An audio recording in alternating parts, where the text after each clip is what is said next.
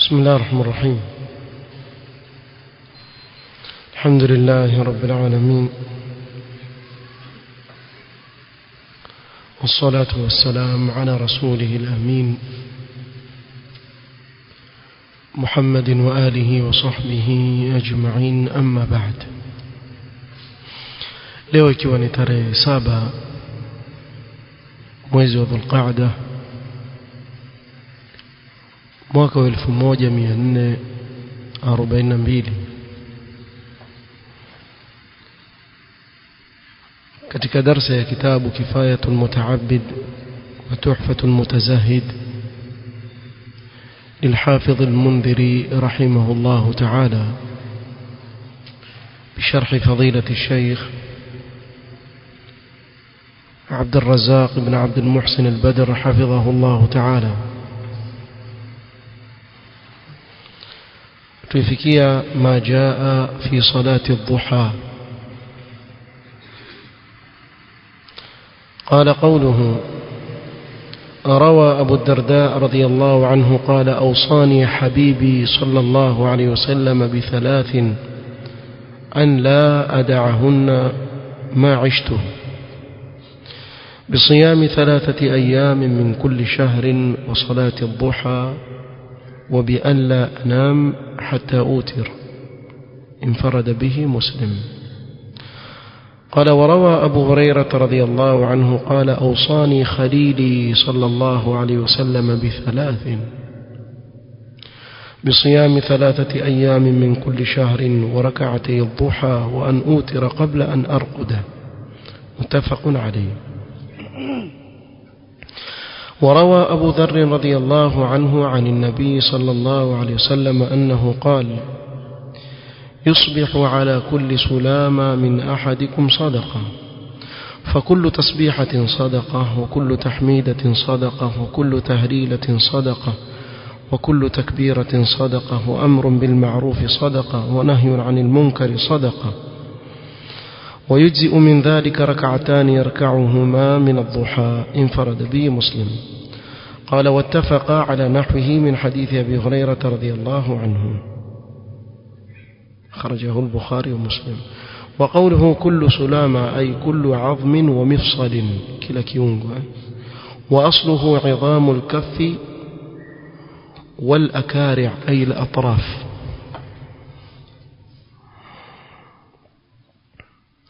قال الشيخ عبد الرزاق حفظه الله تعالى: صلاة الضحى صلاة مباركة عظيمة. صلاة الضحى نصالة إليون بركة، نصالة عظيم كتك صالة السنة. جاءت نصوص كثيرة عن نبينا صلى الله عليه وسلم في الحث عليها. zimekuja nusus nyingi, ahadith nyingi kutoka kwa Mtume sallallahu alaihi wasallam katika kutuhimiza kuswali salatu dhuha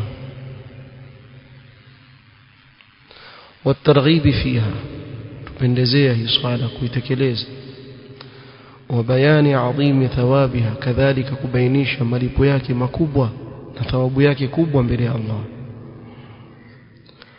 وتسمى صلاة الضحى، صلاة الضحى، لأنها تصلى في هذا الوقت من اليوم.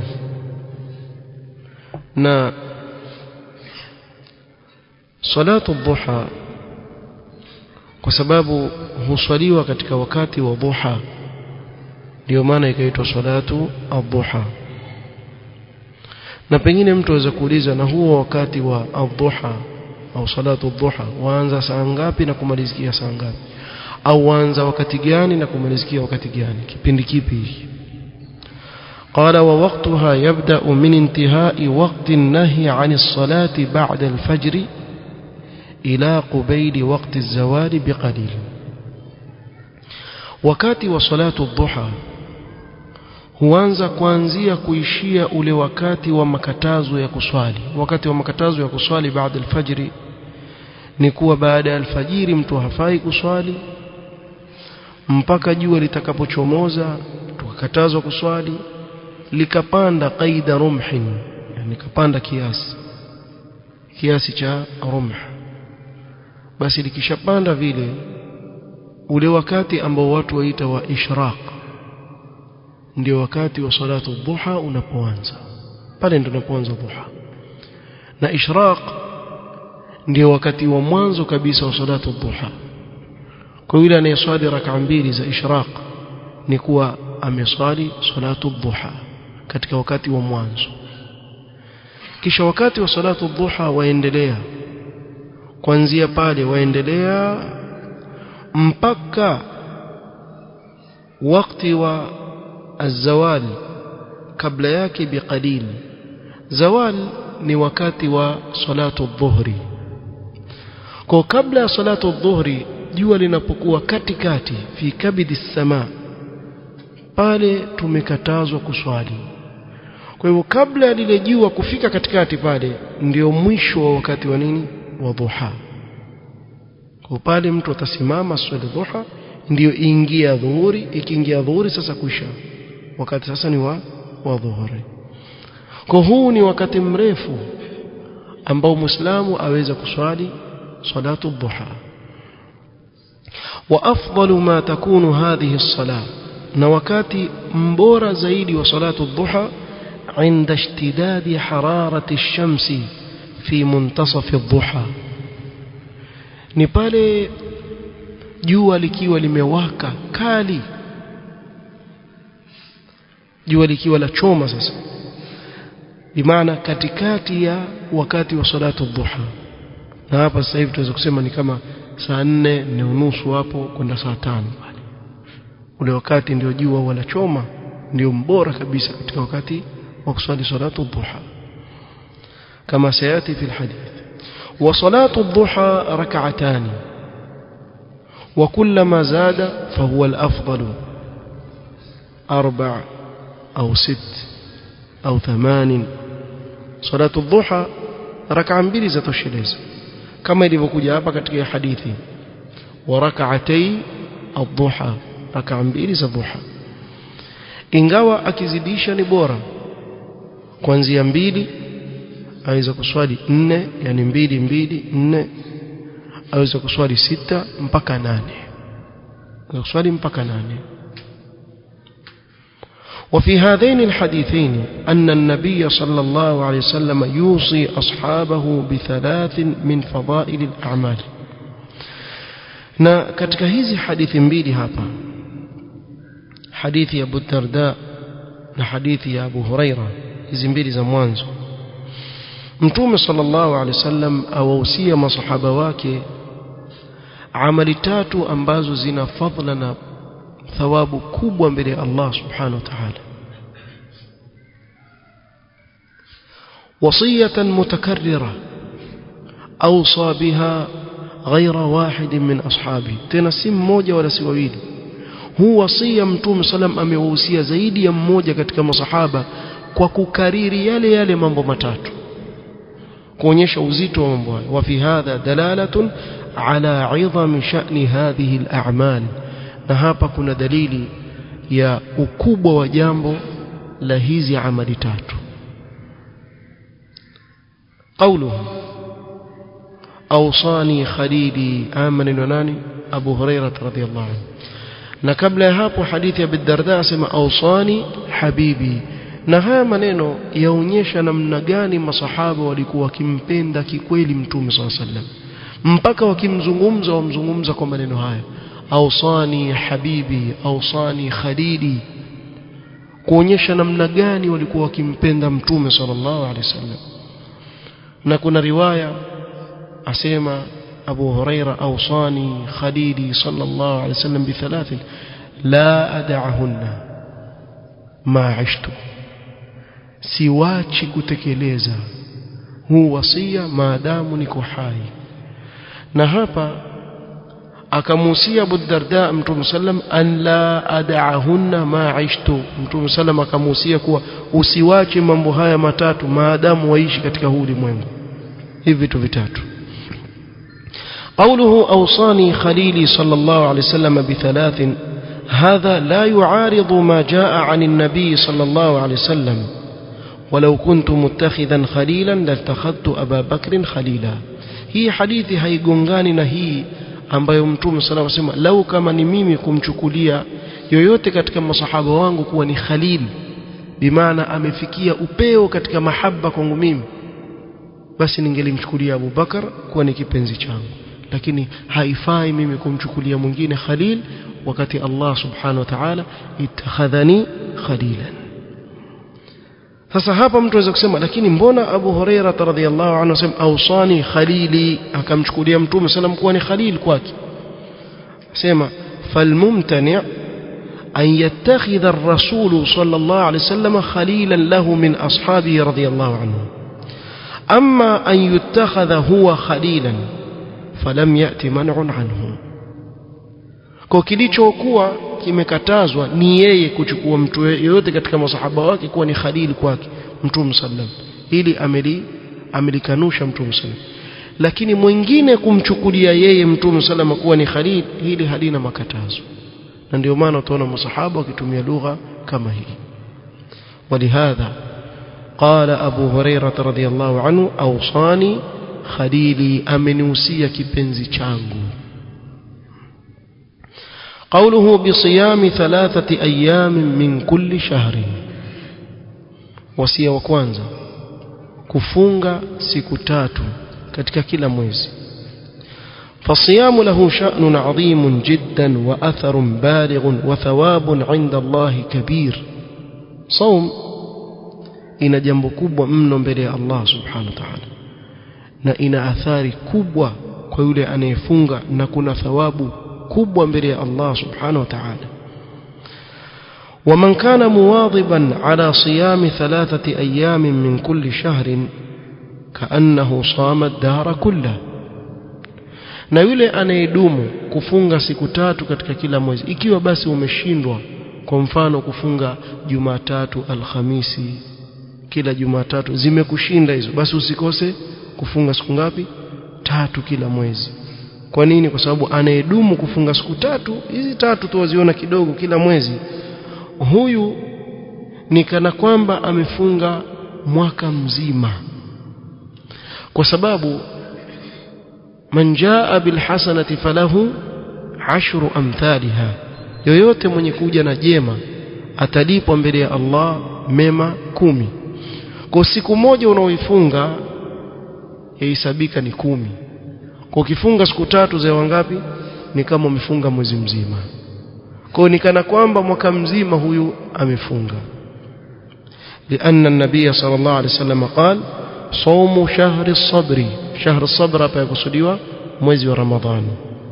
و3 أيام من كل شهر، kufunga mwezi wa Ramadhani na siku 3 kila mwezi. صوم الدهر ni kama kufunga mwaka mzima. لأن الله يضاعف الحسنة ب10 أمثالها، kwa sababu Allah subhanahu wa ta'ala hulipa jema moja kwa kulipeleka mara 10. Hakuna jema analipwa jema moja peke yake. Kila jema analolifanya mja atalipwa mara 10 kuendelea mbele. Ama ovu analolifanya basi atalipwa lile ovu alilolifanya, hazidishiwi. ومن جاء بالسيئة فلا يجزى إلا مثلها، lile tutalipwa. Na hii ni kwa rehema zake Allah subhanahu wa ta'ala. فإذا صمت 3 أيام من كل شهر كأنك صمت الشهر، ukifunga siku 3 katika kila mwezi basi ni kana kwamba umefunga mwezi mzima. ولهذا كثرت الأحاديث عن النبي صلى الله عليه وسلم في الترغيب في صيام 3 أيام من كل شهر. sababu hiyo utapata zimekithiri, zimekuja hadithi nyingi kutoka kwa Mtume sallam kutupendezea sisi kufunga siku 3 katika kila mwezi. Funga siku 3 aqallu shay, basi zimekushinda somo za tuseme kwa mfano kufunga hizi 3 na kufunga siku ya Jumatatu na Alhamisi kwa mfano, umeshindwa hizo, basi angalau upate nini? Hizi siku 3 usikose. Jibidishe, fanya bidii sana usikose hizi siku 3. ni wajib? La, sio wajib, lakini kuna fadhila kubwa utaikosa usipofunga siku tatu. Na siku tatu ni nini? Tuseme 10 la mwanzo wewe funga siku moja, 10 la pili la ule mwezi chukua siku moja funga, siku yoyote funga, kisha 10 la tatu funga tena siku moja. Alhamdulillah, kwenye khair ushaipata, maadamu ni siku ambayo hukukatazwa kuifunga peke yake. Ama ikiwa ni siku ya Ijumaa itabidi uchanganye siku kabla au siku baada. Lakini maadamu ni siku nyingine, waweza kuamua kwa Jumapili mimi niko nyumbani sifanyi kazi napumzika, siku anayehusisha Jumapili, la, sababu ni siku yangu ya mapumziko, wacha nifunge Jumapili ya leo, Jumapili ijayo, Jumapili nyingine, ile nyingine nitakula, nishapata tatu. Au waweza kuamua Jumatatu, au waweza kuamua siku nyeupe tatu, ayyamul bidh, ukafunga tarehe 13, 14, 15, na hii ni khairi kubwa zaidi. Almuhim ufunge siku ngapi? 3 kila mwezi. Huu ni yule ambaye adhaful iman, ameshindwa na ibada ya somo, basi asikose siku 3. walaka an tasumaha fi awwal ash-shahr au wasatihi au akhirihi, na una khiari, waweza kufunga katika mwanzo wa mwezi, katikati yake, mwisho wa mwezi. walaka an tasumaha mujtami'a au mutafarriqa, waweza kuzifunga kwa pamoja, yani 1, 2, 3. waweza kuzifunga leo, baada ya wiki nyingine, baada ya siku 2, 3, moja, hivyo kwa pamoja au tofauti tofauti. Almuhim an tuwadhiba alaiha kulla shahrin, la muhimu ni kuwa udumu katika kufunga hizi siku 3 kila mwezi, usikose siku 3 kila mwezi, funga siku 3. Jambo muhimu sana. Basi kula jamaa, kula huchoki bwana, wewe hula tu. Siku 3 za kushinda za kufunga kila mwezi bwana, sidhani kama kuna mtu ana afya yake yuashindwa. Kama mtu ana afya yake hawezi kushindwa hili. Qawluhu wa salati ad-duha, ay wa awsani sallallahu alayhi wasallam bi salati ad-duha, wa hadha fihi bayan li fadilati hadhihi as-salah. Pia Mtume sallallahu alayhi wasallam akanihusia kuswali salatu ad-duha, na hapa atubainishia Mtume sallallahu alayhi wasallam fadhila kubwa ya salatu ad-duha. Qawluhu wa bi an la anama hatta utira, ni swali witri kabla ya kulala. وهذا فيه فضل صلاة الوتر والمحافظة عليها. hapa kuna fadla ya swala ya witri na fadla ya mtu kudumu katika kuswali swala ya witri. وهي أفضل ما تكون آخر الليل. صلاة الوتر bila shaka ni bora zaidi iwe mwisho wa usiku, wakati النزول الإلهي, pale ambapo Allah subhanahu wa ta'ala hushuka, kama alivyoeleza Mtume sallallahu alayhi wasallam, ule wakati ni bora. Liqauli an-nabii sallallahu alayhi wasallam, ij'alu akhira salatikum bil-layli witra, jaalieni swala yenu ya mwisho kabisa katika usiku ni swala ya nini? Ya witri. ولهذا يحمل هذا الحديث أي حديث وبأن لا أنام حتى أوتر كما ذكر العلماء على من كان لا يتيسر له أن يقوم آخر الليل. Kwa tutaibeba vipi hii hadithi? Mtume salama ameusia, wanawavioni wasema hii ni kwa yule ambaye hawezi kuamka usiku. Ikiwa wajijua kuwa una uzito wa kuamka usiku, basi swali witri kabla hujalala. Taib, na kama kwa mfano nimeamka, ukiamka waweza kuswali qiyamul layl lakini raka 2 2, usiswali witri tena mara ya pili, kwa utaswali raka 2 2. Waweza kuamka usiku kwa swala raka 2 2, ile witri maadamu ushaiswali kabla hujalala hauikariri tena. Falwitru asema man kana la yatayassaru lahu an yaquma akhir al-layl falwitru qabla an yanam. Huyu sasa aswali witri kabla hajalala, kwa sababu hawezi kuamka mwisho usiku. Wa illa in tayassara al-qiyam akhir al-layl yaj'al witrahu akhirahu. Ama ikiwa yuweza kuamka mwisho wa usiku, basi ajalie witri yake ni swala yake ya mwisho. Nafikiri liko wazi.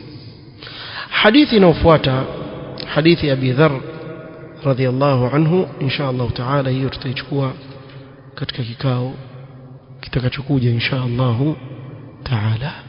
subhanakallahumma wa bihamdika ashhadu an la ilaha illa anta astaghfiruka wa atubu ilaik wa barakallahu fikum.